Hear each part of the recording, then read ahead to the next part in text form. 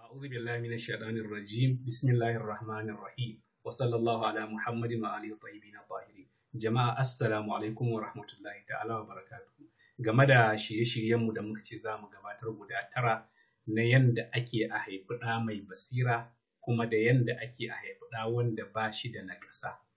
To mun yi alƙawarin za mu kawo muku shirye-shirye guda 9 ta yanda a ciki za mu ba mai ciki wato mace mai ciki shawarwari na abin da za ta yi a cikin kowanne wata daga watanni guda 9 wanda ya dace da ita, ta yanda in dai ta bi wannan shawarwari guda 9 kuma a kowanne wata ɗaya daga cikin watanni 9 na goyon ciki ta bi ƙa'idojin da muka ba ta shawara da abubuwan da muka faɗa na daga abinci da abubuwan duk da za ta yi wanda za mu bayyana muku, in dai ta yi su to ba makawa cikin ikon Allah za ta haifi ɗa mai kaifin basira sosai, mai hikima kuma wanda ba shi da naƙasa kowace iri ta ɓangaren halittar jikinsa.